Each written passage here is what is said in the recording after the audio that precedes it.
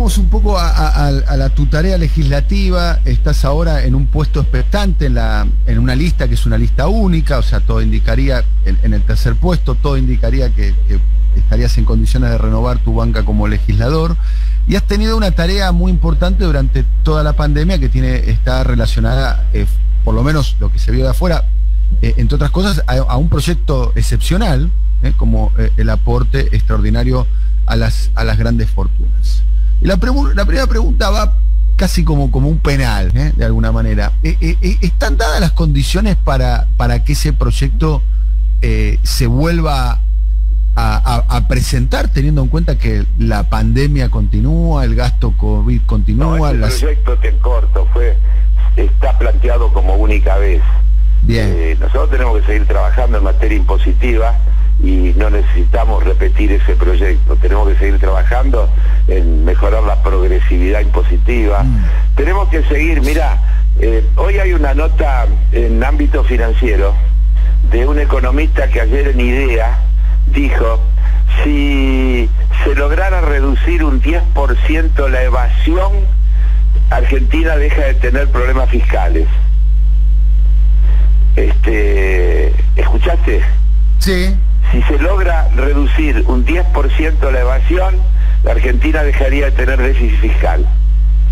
Entonces vos mirá todos los espacios y los lugares que hay para trabajar. Todos sabemos que uno de los gravísimos problemas que tiene la Argentina son los ingresos que no se logra capturar. Entonces también ahí hay que hacer un trabajo para mejorar la supervisión, los controles, para evitar la subfacturación, la triangulación, todas estas cosas que permanentemente se descubren. Por ejemplo, hace poco el Banco Central sancionó a una cantidad de empresas que sobrefacturaban los precios de las cosas que importaban.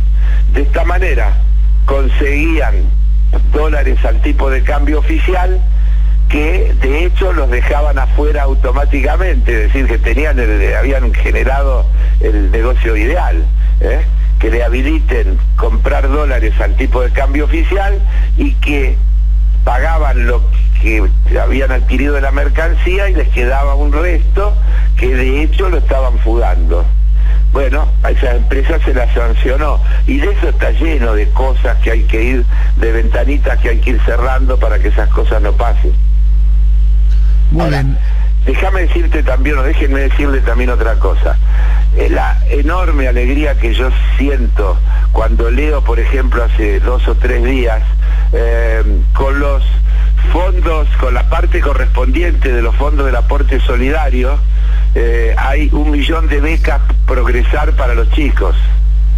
O cuando el otro día leo la cantidad de obras iniciadas en los barrios populares con la parte correspondiente, porque una de las grandes diferencias que tenía este proyecto nuestro es la asignación de lo que se recaudaba para determinados objetivos, y esto se está haciendo, y entonces esto es ayuda directa que llega donde tiene que llegar, y son problemas que se resuelven o que se aminoran, y creo que eso es lo que más alegría a mí me produce.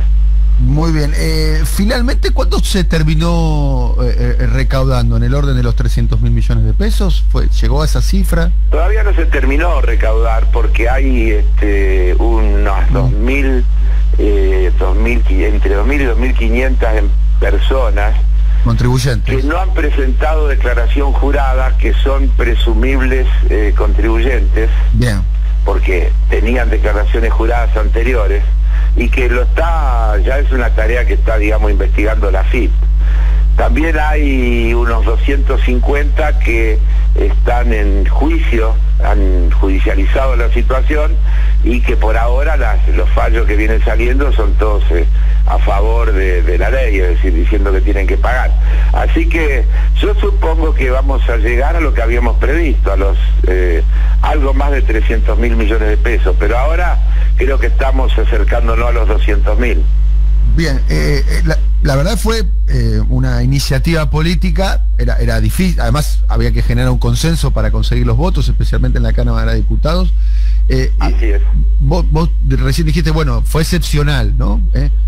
yo en la pregunta te decía, bueno, la pandemia sigue, si fue excepcional porque estaba la pandemia, la pandemia sigue. Que hay infinidad de caminos para generar recursos. ¿Y cuáles son los caminos? Una de las cosas que deberíamos cumplir es lo que dijimos, que este aporte era extraordinario y por única vez, porque lo dice así la ley.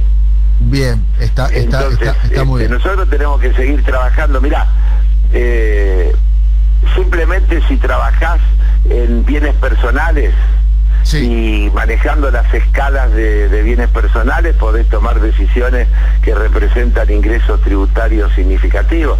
O hay que terminar de ver todas las cosas que se rebajaron durante la gestión de Macri. Hay infinidad de cosas para trabajar. Pero yo estoy muy convencido de que hay que trabajar mucho en lograr que se pague lo que hay que pagar y que todo lo que se evade, o buena parte de lo que se evade, pase a ingresar, y con eso vamos a tener una situación fiscal mucho mejor. Bien, mucho tiene que ver eso, el mercado, el comercio exterior y en particular toda la opacidad que hay alrededor de las operaciones alrededor del río Paraná, ¿no? Dicho sea paso, hubo un debate respecto de eso, ¿no? También, por ejemplo, ¿no? Sí, pero vos fíjate, Daniel, que yo te acabo de decir, te di el ejemplo de estas empresas, ahí no estaba el río Paraná, de importadores que ingresan mercancía a un precio superior al valor real. Y como para pagar esa mercancía el Banco Central le provee de los dólares a 100 pesos, están sacando fuera del país dólares a 100 pesos. Bueno, el Banco Central o alguien descubre la maniobra y se sanciona a los que han hecho eso. Pero debe haber infinidad de brechas que hay que cerrar. Yo a veces digo, ahora sí, voy al Paraná. Mirá, cuando uno dice, ¿por qué tenía Vicentín una filial en el Uruguay? La cosa de sentido común elemental. ¿Para qué puede necesitar? Bueno, Uruguay tiene un régimen fiscal diferente al nuestro, ¿no? Argentina, ¿cómo? Que Uruguay tiene un régimen fiscal diferente al nuestro, por caso no tiene retenciones, ¿no? Para dar un caso. Claro, pero entonces la suspicacia te lleva a entender, no creo que Argentina le exporte a Uruguay. Lo que uno debe suponer es que desde Uruguay se exportaba mercancía producida en la Argentina para justamente no pagar las retenciones que hay que pagar en la Argentina. Ahora, Carlos, perdón, es muy interesante, y es muy interesante esto que estás mencionando por lo siguiente. Quien se está quedando con las operaciones de Vicentín hoy es Glencore, que era socia de Vicentín cuando Vicentín hacía estas operaciones que cuestionás. ¿Qué indica que vaya a ser distinto lo que ocurra ahora que lo que ocurría antes? Si es una socia de la empresa que hacía lo que hacía. ¿Me explico? Es decir, se percibe como cierta continuidad, digamos, ¿no? Empresaria, en las prácticas. ¿Cómo se evita eso? Porque, bueno, la empresa testigo era una forma de evitarlo. La creación de una empresa testigo era una forma de evitarlo. De acuerdo que la empresa testigo era una forma de evitarlo, y también soy consciente que la relación de fuerza no permitió hacerlo. Que es parte de la realidad, porque la realidad no son solo las cosas que uno quiere hacer, sino las que te da el cuero. Y a veces no te da el cuero, por distintas razones. Por ejemplo, porque para sancionar una ley de expropiación necesitas una mayoría que no existía. Bueno, la mayoría en el aporte extraordinario la consiguieron, ¿no? No, sí, pero es una cosa distinta. Sí, era difícil. Era difícil. En cuestiones como esa, no, porque no es solo voluntarismo, Daniel, porque si no, ya sé que no es voluntarismo. Más complejas. Lo que yo te planteo es que a veces capaz que hay más voluntad, porque vos decís no te da el cuero, que es la famosa correlación de fuerza. ¿Por qué no va a haber voluntad? La voluntad está toda. Lo que sucede es que, por ejemplo, cuando vos tratás, vamos a tomar un ejemplo, biocombustibles, te encontrás con que incluso legisladores se produce un voto transversal que altera hasta los alineamientos políticos, que tiene que ver con los intereses regionales, locales, etcétera, y tenés que componer mayorías especiales. Y acá toda la zona agropecuaria, vos no te olvides la movida que hubo alrededor de este tema, porque no es que, yo digo, y lo digo siempre y a propósito, las blancas también juegan, porque uno siempre tiende a decir las negras también juegan, pero en realidad lo que jugamos con las negras somos nosotros, porque siempre estás a la defensiva, porque el poder son ellos. Nosotros estamos tratando de modificar esas condiciones de poder, limitarlas, pero ellos tienen el poder económico, el poder mediático, tienen mucha fuerza. Si no sería fácil, no es fácil. Ahora, ¿qué quiere decir? ¿Que no hay que intentarlo? Sí, hay que intentarlo. Yo creo que no es una buena noticia que Glencore se quede con la operatoria de Vicentín. Creo que es una mala noticia.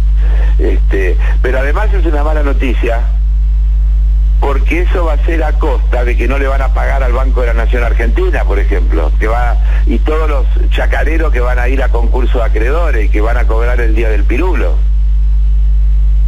Entonces, ¿y entonces qué es una buena noticia? No, por eso yo preguntaba cómo se modificaba el estado de cosas. Te encontraste con un juez que falló todo a favor de Vicentín. Pero hay otro juez que falló todo a favor de Clarín, o sea que entonces el tema es modificar la justicia, pero tampoco está ocurriendo eso. Que no es un problema el tema del sistema judicial central, argentino. Lo vengo diciendo hace 10 años más o menos. Sí, claro. Eso es el gran problema de la Argentina. Pero no veo que se esté corrigiendo tampoco. Entonces, medio como que estamos condenados. Mayorías legislativas. ¿Cómo los corregís sin mayorías legislativas? Si no podemos designar al procurador porque no tenés los votos necesarios. Tenés que ganar las elecciones. ¿Te puedo responder, Carlos? Sí. Cristina tenía mayoría legislativa y tampoco pudo hacerlo, porque el Poder Judicial se gobierna a sí mismo, con todo. ¿Te acordás lo que era el festival de cautelares, la Corte frenando los cambios? También te puedo contestar yo. Cuando la relación de fuerza te da, un día Néstor Kirchner agarró la cadena nacional y le pidió la renuncia a la Corte. Eso es un argumento entonces a favor de que la correlación de fuerza, y no tenía mayoría legislativa Néstor Kirchner, ¿o sí tenía? Tenía correlación de fuerza, lo hizo por televisión, pero te vuelvo a repetir, vos sabés de lo que estamos hablando, no es un chichoneo entre vos y yo. No, pero diste el ejemplo que nosotros damos casualmente, el ejemplo de Néstor Kirchner. Pero sí, pero ¿vos creés que hoy tenés esa relación de fuerza? Yo creo que Néstor Kirchner, en el momento que tomó esa decisión, Carlos, menos de 2 semanas que había asumido, había un sector de la sociedad que no sabía ni escribir el apellido, porque tenía muchas consonantes. No, pero había una Corte Suprema absolutamente desprestigiada. Pero esta Carlos, esta Corte, la justicia argentina en este momento también está desprestigiada. Está muy desprestigiada, tiene peor imagen que incluso una institución con muy mala imagen como es la Iglesia, por ejemplo. O sea, tiene muy mala imagen. Mala imagen cuando si mirás esas encuestas, la verdad que nos tenemos que ir todos, porque no hay ninguno que tenga buena imagen. Pero para vos la Corte tiene buena imagen, tiene buena... No, yo dije eso, ¿por qué leen al revés, muchachos? ¿Dónde dije eso yo? No, por eso digo, tiene mala imagen, coincidimos en que tiene mala imagen. Hoy mala imagen, tiene todo cuando hablas, los políticos tienen mala imagen, los sindicalistas tienen mala imagen, los jueces tienen mala imagen. ¿Quién no tiene mala imagen? Los periodistas, agreguemos los periodistas. Los periodistas también, sí, los periodistas también tienen mala imagen. Los periodistas tienen mala, muy bien. Entonces, hay un tema que también hay que reconstruir, un proyecto que entusiasme, un proyecto donde la gente deje de ver que todo está mal y que todo está podrido y que nada sirve, y que crea en una dirigencia y que confíe en que la medida que esa dirigencia le plantea, hay que volver a tener una ilusión. Estos tipos viven todo el tiempo instalando el pesimismo, y el que además queriendo igualar hacia abajo, lo hacen todos los días. Yo digo, ellos nos quieren llevar todo el tiempo a discusiones bastardas, porque no quieren discutir en serio los temas del modelo de país. Entonces quieren generar incidentes, quieren chicanear, quieren jorobar, porque no pueden soportar una discusión para explicar cómo endeudaron al país, que el año que viene tendría, si no logra renegociar su deuda, que pagar 20 y pico de mil millones de dólares. ¿Qué cabeza, qué estadista ideó ese modelo? Bueno, no quieren discutir de esas cosas, no quieren discutir de todo lo que se destruyó en los 4 años de su gestión. Entonces, que prefieren discutir en el marco de la grieta, en el marco de generar todo el tiempo rispideces, en que discutamos anécdotas, para justamente fortalecer el descrédito. Y por eso inventan, y supongo que estaremos de acuerdo, variantes exógenas, raras, para tratar de, por un lado, construir esta cosa de que todo está podrido y nada sirve, y por otro aparezcan tipos que son casi caricaturescos, a decir que van a venir a sacar a patada a todos los diputados de la Cámara y a cambiar la política, y que van a encontrar un porcentaje de gente amargada, escéptica y demás, que puede llegar a creerle, y son distintas colectoras que tienen el proyecto del atraso. Carlos, como siempre nos gusta mucho conversar con vos. Te vamos a llamar dentro de una semana, un par de semanas, si discutimos de algo que... Cada vez que me llaman yo los atiendo, muchachos. Sí, está muy bien, nos gusta conversar con vos, y vamos a hablar de un tema que además es un tema también de debate, para nosotros por lo menos, para conversar, que es el tema de lo que está sucediendo con el ingreso en la Argentina, con los salarios, con las jubilaciones, con las asignaciones y demás, sí, claro. Bueno, y respecto a la inflación. Claro. Bueno, pero ahí lo tenés. ¿Tenés 2 minutos más? Por supuesto que sí, pero es un tema que nos gustaría conversarlo más extensamente, pero avance con el tema. Bueno, lo dejamos, total, ese no va a cambiar, así que lo hablamos más extensamente. Un abrazo grande, Carlos, como siempre. Otro para vos y para ustedes. Un abrazo. Carlos Salomón Heller, ha sido columnista de nuestro programa, Carlos. Siempre eran muy interesantes las columnas de Carlos porque tenía muchas anécdotas, tiene anécdotas con todo, ¿no? Tiene anécdotas con todo. Y bueno, son muchos años, claro. ¿Qué te parece? ¿No? Muy bien, muy bien. Bueno, está